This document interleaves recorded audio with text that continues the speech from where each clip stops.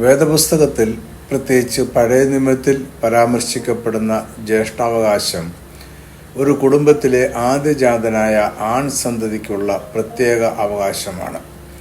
ഇതിലൂടെ പിതാവിൻ്റെ മരണത്തിന് ശേഷമോ അദ്ദേഹത്തിൻ്റെ അസാന്നിധ്യത്തിലോ ആദ്യജാതനായ പുത്രന് പിതാവിൻ്റെ അവകാശങ്ങളും ഉത്തരവാദിത്തങ്ങളും ലഭിക്കുന്നു.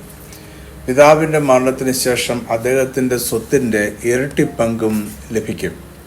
ഇരട്ടി പങ്ക് എന്നതിലെ ഇരട്ടി എന്ന വാക്കിൻ്റെ എബ്രായ ഭാഷയിലുള്ള പദം ഷെനായിം എന്നതാണ്. ഈ വാക്കിൻ്റെ അർത്ഥം 2 പങ്ക് അല്ലെങ്കിൽ 2 ഭാഗം എന്നാണ്. ആദ്യജാതന്റെ ജ്യേഷ്ഠാവകാശം എന്നത് മധ്യപൂർവ്വ പ്രദേശങ്ങളിൽ പുരാതന കാലത്ത് നിലവിലിരുന്ന ഒരു സാമൂഹിക പ്രമാണമാണ്. അത് മോശയുടെ ന്യായപ്രമാണം നിലവിൽ വരുന്നതിന് മുമ്പേ മനുഷ്യരുടെ ഇടയിൽ ഉണ്ടായിരുന്നു. ന്യായപ്രമാണത്തിൽ ഈ സാമൂഹിക രീതിയെ നീതിപൂർവം നടപ്പിലാക്കണം എന്ന് നിഷ്കർഷിച്ചിരുന്നു. ഇതിലൂടെ ഇത് ന്യായപ്രമാണത്തിൽ ഒരു സാമൂഹിക പ്രമാണമായി ക്രമീകരിക്കപ്പെട്ടു. ആദ്യജാതന്റെ ജ്യേഷ്ഠാവകാശം എന്നതിൻ്റെ ഒരു വശം പിതാവിൻ്റെ സ്വത്തിൽ അവന് ലഭിക്കുന്ന ഇരട്ടി പങ്ക് അല്ലെങ്കിൽ 2 പങ്ക് ആണ്. ഇതിനെ നമുക്ക് ഇങ്ങനെ മനസ്സിലാക്കാം: ഒരു പിതാവ് തൻ്റെ സ്വത്ത് മക്കൾക്കായി വീതം വയ്ക്കുമ്പോൾ ആദ്യജാതനായ മകന് 2 പങ്ക് കൊടുക്കണം. അതായത് ഒരു പിതാവിന് 4 ആൺമക്കൾ ഉണ്ട് എങ്കിൽ അദ്ദേഹത്തിൻ്റെ സ്വത്ത് 5ആയി വിഭജിക്കണം. ഓരോ പങ്ക് 3 മക്കൾക്കും ആദ്യജാതന് 2 പങ്കും കൊടുക്കണം. ഇതാണ് സ്വത്തിൽ ആദ്യജാതന് ലഭിക്കുന്ന ജ്യേഷ്ഠാവകാശം. ആദ്യജാതനായ ഒരു പുത്രന് ഇരട്ടി പങ്ക് ലഭിച്ചാൽ മറ്റുള്ളവരെക്കാൾ അവന് അധിക ഭൗതിക സമ്പത്ത് കൂടുതൽ ഉണ്ടാകും.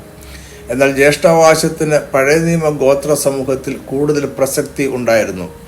അത് പിതാവിൻ്റെയും കുടുംബത്തിൻ്റെയും പിന്തുടർച്ചയും അവകാശവുമായിരുന്നു. ഗോത്രപിതാക്കന്മാർ കുടുംബത്തിലെ പുരോഹിതന്മാരായി പ്രവർത്തിച്ചിരുന്ന ന്യായപ്രമാണത്തിന് മുമ്പുള്ള കാലത്ത് ആദ്യജാതന്മാർ ഗോത്രപിതാവും പുരോഹിതനും പ്രവാചകനും ആയിരുന്നു. എന്നാൽ എല്ലാ കാലത്തും എല്ലായ്പ്പോഴും ആദ്യജാതന്റെ പ്രത്യേക അവകാശങ്ങൾ അങ്ങനെ തന്നെ കൈമാറ്റം ചെയ്യപ്പെട്ടില്ല.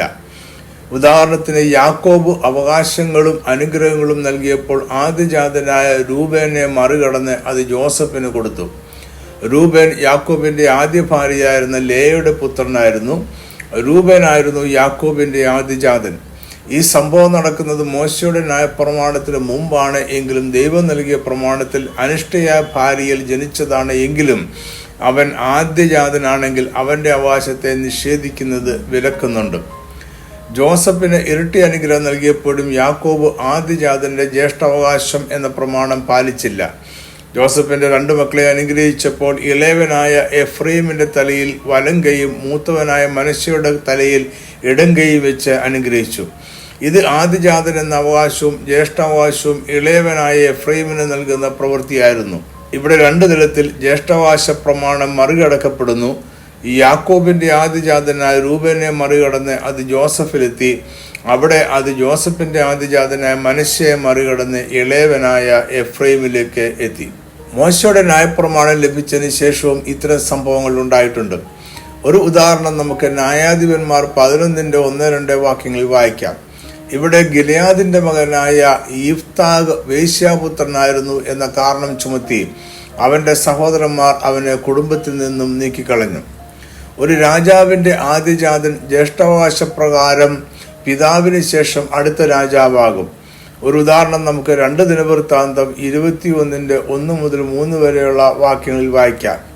ഇവിടെ പറയുന്ന പ്രകാരം യഹൂദ രാജാവായിരുന്ന യഹോശാഫാത്ത് മരിച്ചപ്പോൾ അവന്റെ ആദ്യജാതനായ യഹോരാം രാജാവായി. എന്നാൽ ചില വ്യതിചലനങ്ങൾ ചരിത്രത്തിൽ ഉണ്ടായിട്ടുണ്ട്. 2 ദിനവൃത്താന്തം 11-ന്റെ 18 മുതൽ 23 വരെയുള്ള വാക്യങ്ങളിൽ ഇതിന് ഉദാഹരണമുണ്ട്. യഹൂദ രാജാവായിരുന്ന രഹബെയാമിന്റെ ആദ്യ ഭാര്യ മഹലാത്ത് ആയിരുന്നു. 2ാമത്തെ ഭാര്യ അബീഹയിലായിരുന്നു. അബീഹയിലിന്റെ പുത്രന്മാരുടെ പേരുകൾ വേദപുസ്തകത്തിൽ പറയുന്നുണ്ട്. അതിനുശേഷം രഹബെയാം മയഖ എന്ന യുവതിയെ വിവാഹം കഴിച്ചു. മയഖയ്ക്ക് 4 പുത്രന്മാർ ജനിച്ചതായും പറയുന്നുണ്ട്.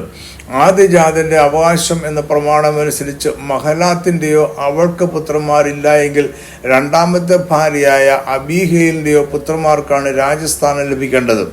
എന്നാൽ രഹബെയാം മയഖയെ അധികം സ്നേഹിച്ചു. അതിനാൽ അവൻ മയഖയുടെ മകനായ അബിയാവെ അവനുശേഷം രാജാവാക്കി നിയമിച്ചു. പുതിയ വിശ്വാസികൾക്കും ആദ്യജാതന്റെ ജ്യേഷ്ഠാവകാശം എന്ന ഒരു പിന്തുടർച്ച ലഭിക്കുന്നുണ്ട്.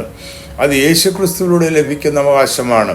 ഇവിടെ യേശുക്രിസ്തു ആദ്യജാതനും അവനിൽ വിശ്വസിക്കുന്നവർ കൂട്ടവകാശികളുമായി തീരുകയാണ്.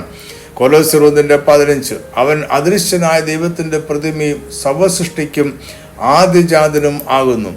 റോമർ 8:17 നാം മക്കളെങ്കിലോ അവകാശികളും ആകുന്നു, ദൈവത്തിന്റെ അവകാശികളും ക്രിസ്തുവിന് കൂട്ടവകാശികളും തന്നെ. നാം അവനോടുകൂടെ തിരസ്കരിക്കപ്പെടേണ്ടതിന് അവനോടുകൂടെ കഷ്ടം അനുഭവിച്ചതിനാലത്രേ. എബ്രായർ 12:6 ആരും ദുർനടപ്പുകാരനോ ഒരു ഊണിന് ജ്യേഷ്ഠാവകാശം വിറ്റുകളഞ്ഞ ഏശാവിനെ പോലെ അഭക്തനോ ആയിത്തീരുകയും ചെയ്യാതിരിപ്പാൻ കരുതിക്കൊള്ളുവിൻ എന്ന് ക്രിസ്തീയ വിശ്വാസികൾക്ക് മുന്നറിയിപ്പ് നൽകുന്നു. യേശുക്രിസ്തുവിലൂടെ നമ്മൾ കൂട്ടവകാശികളായി പ്രാപിച്ച ജ്യേഷ്ഠാവകാശം അലക്ഷ്യമാക്കി കളയരുതെന്നാണ് ഇവിടെ നമ്മളെ ഓർമ്മിപ്പിക്കുന്നത്.